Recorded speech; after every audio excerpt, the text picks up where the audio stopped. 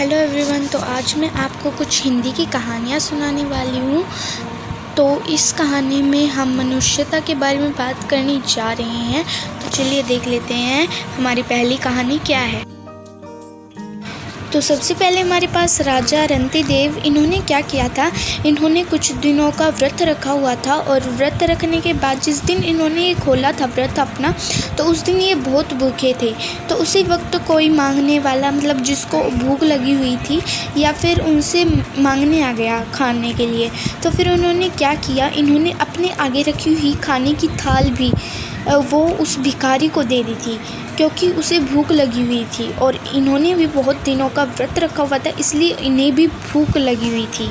तो अब आप यहाँ से देख सकते हैं कि कितने मतलब इनको इतनी भूख लगी हुई थी, इतने दिनों के व्रत के बाद भी इन्होंने अपना खाना जो है वो किसी भूखे को दे दिया था।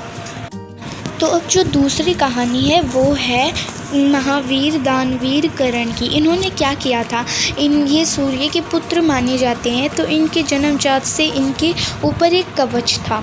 तो इंद्र देवता ने इनसे ये कवच मांगा था।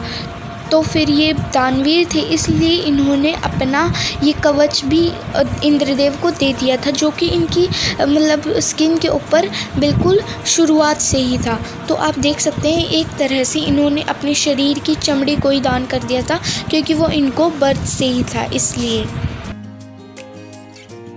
तो अब तीसरी कहानी है हमारे पास उशीनर क्षितिज की। इन्होंने क्या किया था, एक बार की बात है, एक बाज था।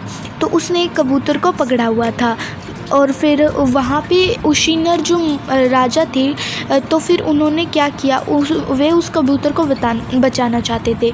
तो वो बाज उन्हें कहता है कि जितना इस कबूतर का, इसमें जितना मतलब मांस है उसके बराबर का मांस आप मेरे को दे दो, मैं इसे छोड़ दूंगा। तो उशीनर क्षितिज ने क्या किया था, उन्होंने अपनी बॉडी में से काट कर उतना मांस उस बाज को दिया था। तो ये भी बिल्कुल मनुष्यता दिखाते हैं कि ऐसी मनुष्यता होती है।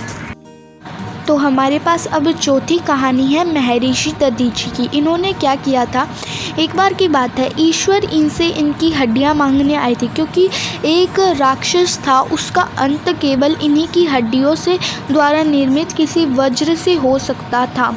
तो फिर इन्होंने अपनी हड्डियों को दान कर दिया था और ईश्वर को दे दिया था और बोल दिया था कि आप इससे बना लो अपना अस्त्र।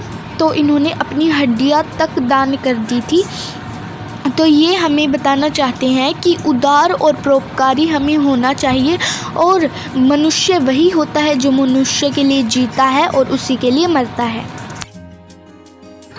तो आज के लिए सिर्फ इतना ही, मिलते हैं नेक्स्ट वीडियो में। Thanks for watching.